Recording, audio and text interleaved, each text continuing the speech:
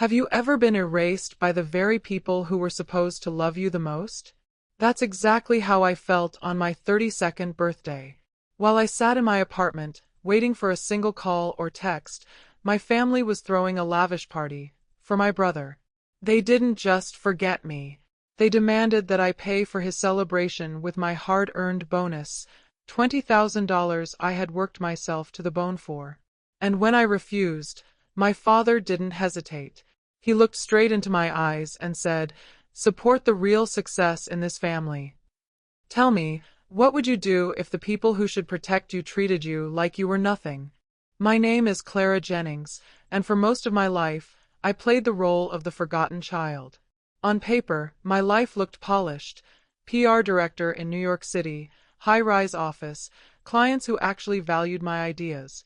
I built everything myself, climbing the ladder without shortcuts, without anyone clearing the path for me. Every late night, every deal closed, every success was mine alone. But in my family, none of that mattered. To them, I was always Daniel's sister.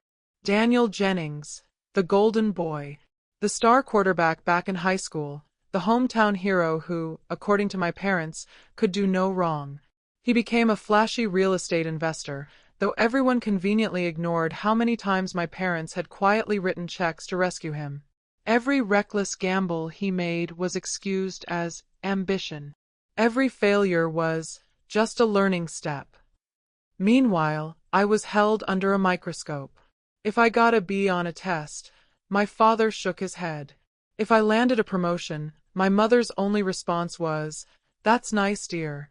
Have you congratulated Daniel on his latest project?" No matter what I did, I was invisible in their eyes. Still, a small part of me kept hoping that one day I'd walk into a family dinner and hear, "Clara, we're proud of you." That hope died on my 32nd birthday. I remember sitting at my desk that morning, staring at my phone, waiting for at least a single happy birthday text. Nothing came. By evening, I caved and called my mother, telling myself maybe they had something planned. She answered, cheerful as ever, but not for me. She wanted to ask if I could help out with Daniel's birthday celebration. The catering alone would cost $20,000, she explained, and since I had just gotten my bonus, it would be a nice gesture. At first, I laughed, waiting for the punchline. But she wasn't joking. That night, I drove by my parents' house. I don't know why. I guess part of me wanted to believe I was wrong. Through the glowing windows, I saw balloons, streamers, laughter spilling out into the night. Music shook the walls. And in the middle of it all was Daniel, basking in everyone's cheers like a king. It hit me like a knife. Not only had they forgotten my birthday, they had replaced it. My day, my moment, erased from existence. Standing there in the cold, watching from the shadows, I realized something painful but necessary. I wasn't just overlooked. I had been erased from my own family's story. And in that moment, something inside me began to change. The morning after my 32nd birthday, I decided I couldn't stay silent anymore. I drove to my parents' house, walked straight into the living room, and asked them the question that had been burning inside me all night. Why? My mother wouldn't meet my eyes. My father, though, leaned back in his chair, folded his arms, and delivered the blow I'll never forget. "Clara, support your brother. He's the real success in this family. You should be proud to contribute." Those words gutted me. I had spent years breaking my back to prove my worth, waiting for even a sliver of recognition. And in that instant, I finally understood the truth. I could move mountains, and it would never be enough for them. The betrayal was sharp, but underneath it, something else began to stir: clarity. Betrayal does one of two things. It either shatters you completely, or it sets you free. That night, I made my choice. Instead of wiring Daniel $20,000, I drove north, 2 hours out of the city, and signed papers for something I had quietly dreamed of for years, a small lakefront house. Nothing extravagant, but mine. Completely mine. It wasn't just a purchase. It was a declaration. My way of saying, I will no longer beg for a seat at a table where I'm not wanted. But when my family found out, they didn't see it that way. To them, my house was an act of rebellion, an insult, proof that I had chosen myself over their idea of family. Weeks later, they cornered me at brunch. The atmosphere was suffocating, coffee cups clinking, the hiss of bacon on the grill, all while my parents stared at me like I'd committed treason. My mother's voice was sharp. Clara, how could you do this without talking to us? We're supposed to support Daniel right now. Daniel leaned forward, his smile smug. Money changes people. Don't let it turn you against us. I almost laughed out loud. Money hadn't changed me. What had changed me was them, their constant neglect, their endless demands, their refusal to see me as anything but a resource to fuel Daniel's ego. But they weren't finished. My father calmly suggested that I sell the house. Daniel had a new investment project, and my money, apparently, belonged in his pocket. That was the turning point. That was when I realized this wasn't just about being overlooked anymore. It wasn't even about favoritism. This was exploitation. They didn't want me in the family. They wanted what I could provide. And right then, staring across that table, I knew something they didn't. If they wanted a battle, they just declared war. And they had no idea who they were up against. I knew charging into battle with nothing but my wounded pride would get me nowhere. If I wanted them to listen, really listen, I needed proof. Cold, hard proof. So I started quietly. Nights after work, I'd sit at my kitchen table, combing through old photo albums, yearbooks, and every dusty financial file I could get my hands on. I wasn't just looking for neglect. I wanted to build a case so airtight even my parents couldn't deny it. It didn't take long. I put together spreadsheets tracking every bailout Daniel had ever received, the $50,000 loan for his first failed business, the $120,000 for his second, the countless handouts in between. In total, over $300,000 poured into his ventures, money that vanished like smoke. And then I looked at my column. One entry. A $500 check for a used car in college. That was it. 32 years of being their daughter boiled down to $500. But the more I dug, the uglier it got. I reached out to people Daniel had burned over the years. Old business partners, former roommates, even an ex-girlfriend he had left buried under $40,000 of his debt. Each story was the same. Daniel promising the world, then disappearing when it came time to deliver. Every phone call added fuel to my fire. By the time I was done, I had more than a spreadsheet. I had a ledger of betrayal, one that proved Daniel wasn't the golden boy. He was a parasite, and my parents were his enablers. Still, evidence alone wasn't enough. I needed a stage, a moment so charged it would sting for the rest of their lives. That's when it hit me. My next birthday. My 33rd. The day they had erased me a year earlier. If they thought they could celebrate Daniel while pretending I didn't exist, I would flip the script. This time, the spotlight would be mine. The timing was perfect. My parents had already scheduled what they called a family intervention. They wanted to talk things out, which I knew was code for pressuring me into selling my house and handing the money to Daniel. Perfect. I would walk into that room with everything. The spreadsheets, the testimonies, the photos, even screenshots of Daniel bragging online about deals that never existed. I would confront them not as the forgotten daughter, but as the prosecutor they had never seen coming. And for the first time in my life, they wouldn't be able to look away. The air in the room was electric, like a storm about to break. My parents sat stiffly on the sofa, while Daniel lounged in a chair as if he owned the place.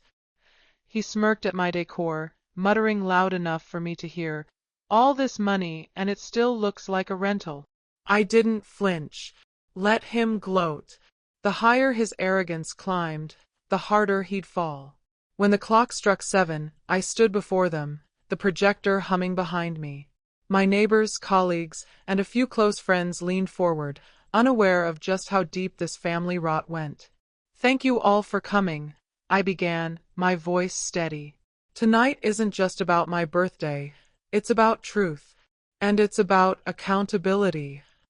I clicked the remote. On the wall appeared a spreadsheet, neatly color-coded. Every bailout Daniel had ever received, every cent my parents had funneled his way. Gasps rippled through the room. My mother's hand went to her chest. My father shifted uncomfortably. Daniel rolled his eyes.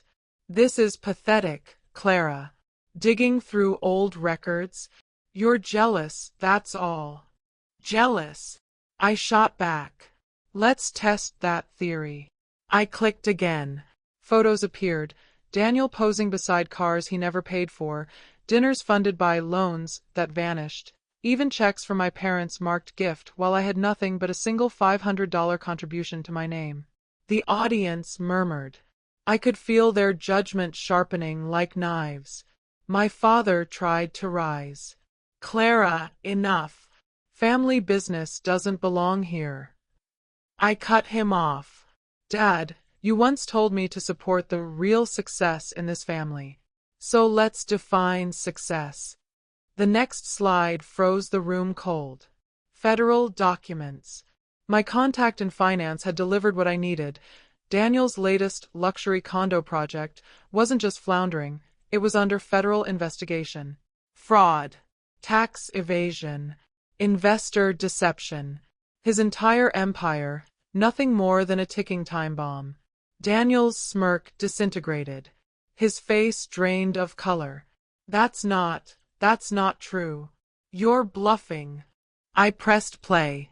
A voicemail echoed through the speakers. Daniel's former partner, his voice bitter, furious. "If your family doesn't cut ties, they'll go down with him. The feds are circling, Clara. Protect yourself." The silence that followed was deafening. My mother's gasp shattered it. My father's jaw tightened, his fists clenching at his sides. Daniel looked from them to me, his bravado collapsing. "Please, you know me. I can fix this." But the words sounded hollow, even to him. I didn't need to shout. I didn't need to beg. The evidence did the work for me, stripping him bare. For the first time in my life, the golden boy had no shine left. And for the first time, I was the one they couldn't ignore. Within weeks, the walls around Daniel's empire collapsed. The feds had more than enough. Fraudulent contracts, shell companies, wire transfers looping through offshore accounts. His so-called luxury project was nothing but smoke and mirrors, and now the smoke had cleared. The indictment came like a thunderclap. Fraud, conspiracy, money laundering. His name splashed across headlines, the once celebrated real estate mogul now branded as a criminal. At trial, Daniel tried everything. He showed up in polished suits, flashing that same boyish grin that had charmed our parents for decades. He wept on cue, spoke about redemption, and even blamed bad business partners for misleading him. It was the same routine I had lived under my entire life, the golden boy playing victim while the world bent to excuse him. But this time, the world didn't bend. The prosecution laid out the paper trail with surgical precision. Bank records, emails, signed agreements. Witness after witness testified to his lies, his manipulation, his theft. Each exhibit was another nail in his coffin. I sat behind the railing, my hands steady. For once, I didn't feel small. For once, I wasn't in Daniel's shadow. I was watching him shrivel under the weight of his own choices. My parents were there, too. My mother clutched her pearls so tightly I thought the strand might snap. My father sat stone-faced, though I caught the tremor in his jaw when the jury foreman stood. On all counts, guilty. The words rang like church bells. Final. Unforgiving. Daniel slumped into his chair, his face pale, his charm stripped away. No amount of crocodile tears could save him now. The judge's gavel slammed, and just like that, the golden boy was gone, replaced by a convict. 4 years in federal prison. 4 years to reckon with everything he had stolen, not just from strangers, but from the family that had shielded him for so long. I glanced at my parents. They looked small, broken. Their eyes wouldn't meet mine. Perhaps for the first time, they realized the cost of their blind favoritism. Perhaps they finally saw the daughter they had dismissed, the one who had survived without their handouts, who had stood tall when their precious son collapsed. As the marshals led Daniel away, he turned once, searching the room for support. He found none. Not from the jury, not from the press, not even from our parents, and certainly not from me. For the first time in my life, I wasn't invisible. I wasn't an afterthought. I was the one who endured, the one who exposed the truth, the one who stood strong when their star finally burned out. A year later, I found myself standing once again in the living room of my lake house. This time, the walls glowed with warmth, not just from the string lights I had hung, but from the laughter of people who were truly mine. Friends, colleagues, neighbors, my chosen family. They toasted to me, not out of obligation, but because they wanted to. And then my parents walked in. No fanfare, no speeches, just a quiet entrance, holding a small white cake with my name spelled correctly across the top. For the Jennings, that was seismic. They didn't say, sorry. Pride has always been our family's most stubborn trait, but in their silence, I heard what they couldn't bring themselves to admit. They had been wrong. The old me might have clung to that moment, desperate for recognition. But the woman I had become no longer needed their validation. The sting of their neglect had forged something stronger inside me: independence, confidence, the ability to stand tall without their applause. I thought back to the year before, when I had stared at their house through the window, watching them celebrate my brother while I sat forgotten. That night, I believed I was erased from their story. But I was wrong. I hadn't been erased. I had been set free. Free to write my own story. Daniel was still serving his sentence. I hadn't visited, and I had no intention to. My parents still went, bringing him the same blind devotion they always had, though even they looked smaller now, humbled by the consequences of their choices. And me. I had risen higher than I ever thought possible. My career thrived. I poured energy into mentorship programs for young women in business, women who, like me, had been told they were less than. I wanted them to know that they were never second best, that invisibility was not their fate. As my guests sang, "Happy Birthday," I felt tears sting my eyes, not from sadness, but from gratitude. Gratitude that I had survived betrayal, that I had carved my own path, that I had built a family of my own choosing. The Jennings name had once been a weight dragging me down. Now it was just a word. Who I was, who I am, goes beyond it. I am Clara Jennings. I am not invisible. I am not second best. And I will never again allow anyone, blood or not, to erase me.